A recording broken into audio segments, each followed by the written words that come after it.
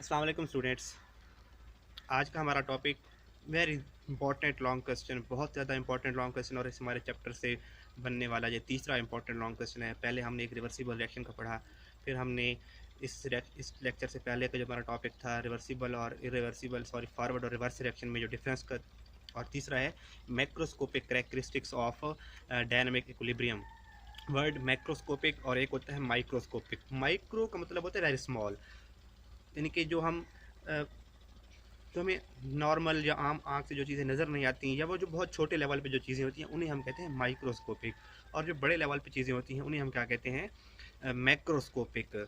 तो macroscopic characteristics of dynamic equilibrium का मतलब ये है कि डायनामिक इक्विलिब्रियम को हम देख के उसकी कौन सी प्रॉपर्टीज़ को देख कर बता सकते हैं कि अगर ऐसा हो तो ऐसा हो सकता है, अगर ऐसा ना हो तो ये ऐसे होगा। तो ये जो प्रॉपर्टीज़ हैं ये क्या कहलाएंगी, मैक्रोस्कोपिक प्रॉपर्टीज़। और वो कौन सी प्रॉपर्टीज़ हैं, वो 5 प्रॉपर्टीज़ है। तो ये 5 नंबर का लॉन्ग क्वेश्चन इजीली हमारे पेपर में आ सकता है। पहली प्रॉपर्टी देखें बेटा, equilibrium is achievable only in a close system. Achievable only in a close system. Equilibrium achieve हो सकता है सिर्फ और सिर्फ क्लोज सिस्टम में। अगर सिस्टम ओपन होगा तो इक्विलिब्रियम अचीव नहीं हो सकता। हमने लास्ट लेक्चर में एक एग्जांपल समझी थी कि अगर ये हमारे पास फ्लास्क है और यहाँ पर हम CaCO3 को हीट कर रहे हैं, इसमें जिसको हीट करने से हमारे पास एक CO2 बन रही थी और एक बन रहा था CaO। अगर फ्लास्क ओपन होती, सिस्टम ओपन होता, जहाँ पर भी कोई केमिकल रिएक्शन हो रहा होता है जिसको हम स्टडी कर रहे हैं वो हमारा सिस्टम कहलाता है। तो इस सिस्टम में जहाँ पे ये रिएक्शन हो रहा था, अगर ये ओपन था तो कार्बन डाइऑक्साइड स्केप कर जाएगी सारी, और जब कार्बन डाइऑक्साइड स्केप कर जाएगी तो वो कैल्शियम ऑक्साइड के साथ रिएक्ट नहीं कर सकेगी। तो जो डायनामिक इक्विलिब्रियम है वो इस्टेब्लिश नहीं होगा, फिर ये रिएक्शन इरिवर्सिबल हो जाएगा, सिर्फ एक डायरेक्शन में चलेगा और कंप्लीट हो जाएगा।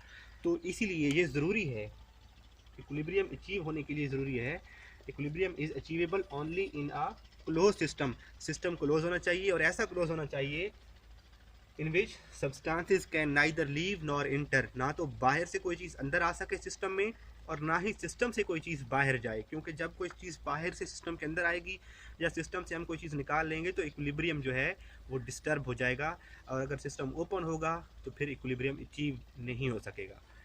होप कि इस पॉइंट की आपको समझ आ गई होगी। दूसरा बेटा पॉइंट क्या है, at equilibrium the reaction does not stop. Equilibrium stage में रिएक्शन स्टॉप नहीं होता। Forward and reverse reaction keep on taking place at same rate but in opposite direction. कल हमने ये काफ़ी डिटेल के साथ पढ़ा था कि रिएक्शन स्टॉप नहीं होता। जो रिएक्टेंट्स हैं वो प्रोडक्ट्स बना रहे होते हैं, और जो प्रोडक्ट्स हैं वो रिएक्टेंट बना रहे होते हैं। दोनों का जो रेट ऑफ रिएक्शन है, जो स्पीड ऑफ रिएक्शन है, वो इक्वल हो जाती है। बज़ाहिर हमें ऐसा लग सकता है रिएक्शन स्टॉप हो चुका है, लेकिन रिएक्शन एक्चुअली स्टॉप नहीं होता।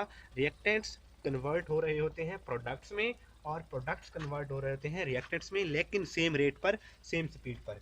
तो एट इक्विलिब्रियम, जब इक्विलिब्रियम एस्टेब्लिश हो चुका है तो ये बात अंडरस्टूड है कि फॉरवर्ड और reverse reaction take place at same rate but in opposite direction. Reaction does not stop, but the rate of forward reaction is equal to rate of reverse reaction and both reaction keep on taking place. keep on का मतलब होता है जारी रखना, तो ये दोनों reactions होते रहते हैं, जारी रहते हैं। नेक्स्ट पॉइंट है बेटा, eight equilibrium state the amount और कंसंट्रेशन। ये हमारा टर्म आगे बहुत रिपीट होगी, कंसंट्रेशन का लफ्ज आएगा। कंसंट्रेशन का मतलब ये होगा कि amount. At equilibrium state, the amount or concentration of reactants and products do not change. जब इक्विलिब्रियम डेवलप हो चुका है तो जो कंसंट्रेशन या जो अमाउंट है रिएक्टेंट और प्रोडक्ट की वो तब्दील नहीं होगी। कैसे तब्दील नहीं होगी? कल हमने इसी एग्जांपल को काफ़ी डिटेल से देखा था कि सपोज अगर ये हमारे पास रिएक्टेंट्स के 60 मालिक्यूल हैं, ये कोई से भी दो रिएक्टेंट्स हैं और इनके मिलने से प्रोडक्ट्स बन रही हैं, और उनके हमारे पास सपोज 40 मालिक्यूल या 35, कोई भी उनकी नंबर हो सकता है। जैसे ही एक रिएक्टेंट प्रोडक्ट में जाएगा अब रेट क्योंकि बराबर हो चुका है, जिस स्पीड से फॉरवर्ड रिएक्शन हो रहा है उसी स्पीड से रिवर्स रिएक्शन हो रहा है, क्योंकि हम देख रहे हैं कि डायनामिक इक्विलिब्रियम के कैरेक्टरिस्टिक्स क्या हैं। हम ये समझ रहे हैं, हमें ये सपोज कर लिया है कि डायनामिक इक्विलिब्रियम इस्टेब्लिश हो चुका है। डायनामिक इक्विलिब्रियम इस्टेब्लिश होने का मतलब है फॉरवर्ड और रिवर्स रिएक्शन के रेट क्या हैं, सेम हैं, इक्वल रेट पे हो रहे हैं। तो जितने रिएक्टेंट प्रोडक्ट में जा रहे होंगे उतने ही प्रोडक्ट दोबारा रिएक्टेंट बना रहे होंगे। तो जो रिएक्टेंट की कंसंट्रेशन है, जो रिएक्टेंट की अमाउंट है, वो तब्दील नहीं होगी, और उसी तरह से प्रोडक्ट की भी जो अमाउंट है, वो भी जो उनकी कंसंट्रेशन है वो भी चेंज नहीं होगी। तो हम कह सकते हैं कि eight equilibrium state amount of reactants and products do not change. Even physical properties like color, density etc. remain the same. हत्ता कि उनकी जो सारी प्रॉपर्टीज़ हैं वो भी सेम रहती हैं। अगर आपने उसके एग्जांपल को, जो पैराग्राफ लिखा हुआ है इसका हाइड्रोजन और आयोडीन वाला, वो आपने पढ़ा हो, तो हाइड्रोजन कलरलेस, आयोडीन का पर्पल कलर है, इनके रिएक्शन से हाइड्रोजन आयोडाइड बनता है, हाइड्रोजन आयोडाइड भी कलरलेस है। अब रिएक्शन मिक्सचर के अंदर जिस फ्लास्क में रिएक्शन हो रहा है वहाँ पे कलरलेस HI भी मौजूद है, वहाँ पे कलरलेस हाइड्रोजन भी मौजूद है, और वहाँ पे पर्पल कलर की आयोडीन भी मौजूद है। तीनों चीज़ें मौजूद हैं, और आयोडीन का जो पर्पल कलर था वो अब फेड हो चुका है, मध्यम हो चुका है, हल्का हो चुका है। तो जब तक वो इक्विलिब्रियम बैलेंस रहेगा, इक्विलिब्रियम मौजूद रहेगा, तो वो आयोडीन का पर्पल कलर हमें एक ही नज़र आएगा कि रिएक्शन स्टॉप हो चुका है। कलर में पहले कलर पर्पल था, वो आहिस्ता आहिस्ता मध्यम होता जाएगा, और इक्विलिब्रियम जब इस्टेब्लिश हो जाएगा तो कलर में मज़ीद चेंज नहीं आएगी। तो इसी तरह से ये कह रहा है कि उनकी जो फिजिकल प्रॉपर्टीज़ होती हैं रिएक्टेंट और प्रोडक्ट की, जैसा कि उनका कलर, उनकी डेंसिटी, ये सब कुछ क्या रहते हैं, सेम रहते हैं, इनमें भी कोई चेंज नहीं आती। तो अभी तक हमने 3 प्रॉपर्टीज़ को डिस्कस किया है। पहली प्रॉपर्टी क्या, कि इक्विलिब्रियम अचीव होता है सिर्फ और सिर्फ क्लोज सिस्टम में, ना तो सिस्टम के अंदर कोई चीज़ आए ना ही कोई चीज़ बाहर जाए। दूसरा हमने ये कहा कि इक्विलिब्रियम स्टेज पर रिएक्शन स्टॉप नहीं होता, सिर्फ और सिर्फ फॉरवर्ड और रिवर्स रिएक्शन की स्पीड या रेट इक्वल हो जाते हैं, लेकिन रिएक्शन स्टॉप नहीं होता, reaction keep on taking place. उसके बाद नेक्स्ट हमने थर्ड प्रॉपर्टी ये पढ़ी है कि equilibrium at equilibrium state amount of या concentration of reactant and product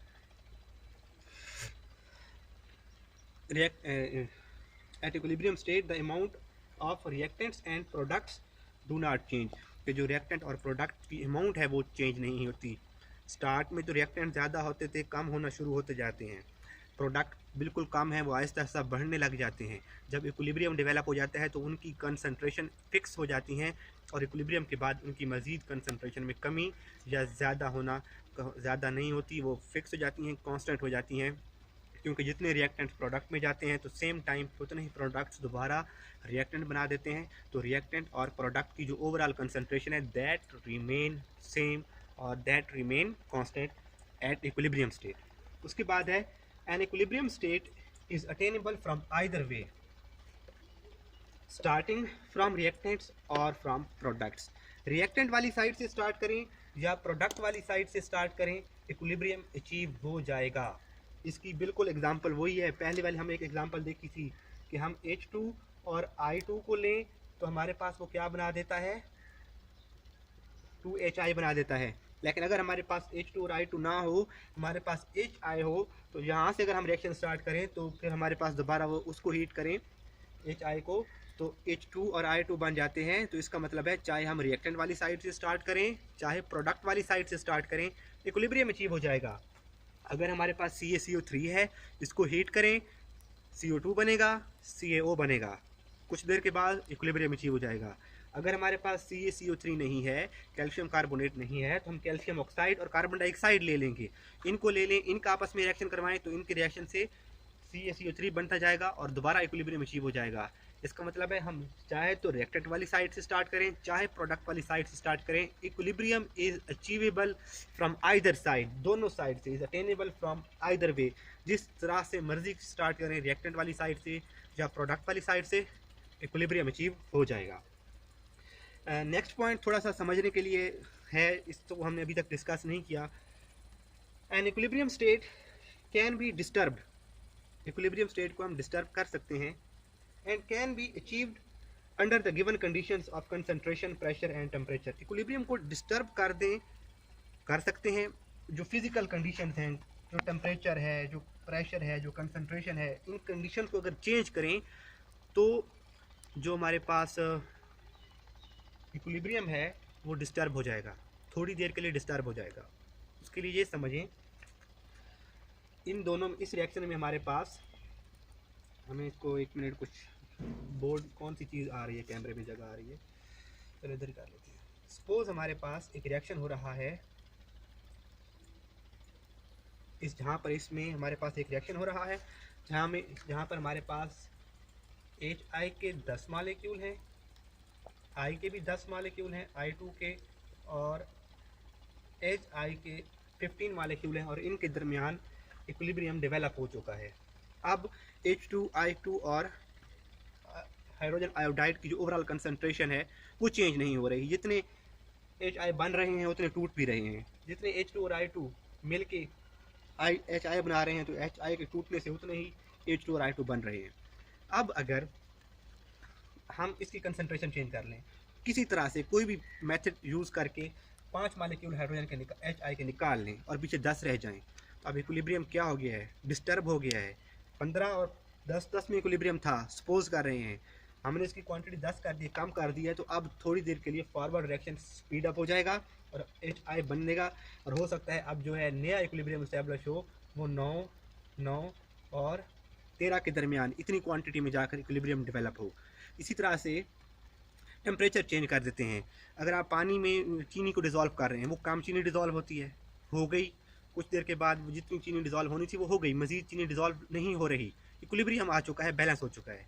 अब आप टेम्परेचर बढ़ा देते हैं तो थोड़ी देर के लिए चीनी की जो डिज़ोल्व होने की है स्पीड वो बढ़ जाएगी, और कुछ वही टेम्परेचर आप रख दें 1 घंटे के लिए उसी टेम्परेचर पे, इंक्रीज्ड टेम्परेचर पे, तो नया इक्विलिब्रियम इस्टेब्लिश हो जाएगा। तो यहाँ पर यही पॉइंट कह रहा है कि अगर हम physical conditions like concentration, pressure, temperature etcetera change करते रहें तो जो इक्विलिब्रियम है, इक्विलिब्रियम स्टेज डिस्टर्ब होगी, लेकिन नई कंडीशंस में एक नई जो है इक्विलिब्रियम स्टेट हमारे पास दोबारा डेवलप हो जाती है after some while, after some time. तो एक बार इन सारे पॉइंट्स को दोबारा हम रिवाइज कर लेते हैं। यहाँ तक हमारा ये इंपॉर्टेंट लॉन्ग क्वेश्चन है, और ये सारे पॉइंट हम पिछले 3-4 लेक्चर्स में बार बार रिपीट करते आ रहे हैं कि equilibrium is achieved only in close system. System close होगा तो इक्विलिब्रियम अचीव होगा, अदरवाइज इक्विलिब्रियम अचीव नहीं होगा, क्योंकि सिस्टम से कोई चीज़ बाहर चली जाएगी या अंदर आ जाएगी तो इक्विलिब्रियम डिस्टर्ब हो जाएगा।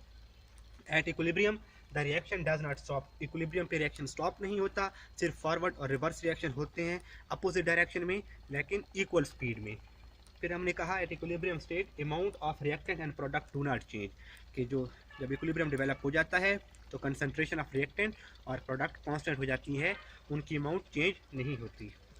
N equilibrium state is attainable from either way, starting from reactants और फ्रॉम प्रोडक्ट्स। तो हम रिएक्टेंट वाली साइड से स्टार्ट करें या प्रोडक्ट्स वाली साइड से स्टार्ट करें, इक्विलिब्रियम जो है वो चेंज अचीव हो सकता है। चाहे तो रिएक्टेंट्स ले लें, रिएक्शन स्टार्ट करवा दें, कुछ देर बाद प्रोडक्ट्स बन जाएंगी, चाहे तो प्रोडक्ट ले लें, कुछ रिएक्शन स्टार्ट होगा तो कुछ देर बाद रिएक्टेंट बन जाएंगी और इक्विलिब्रियम अचीव हो जाएगा।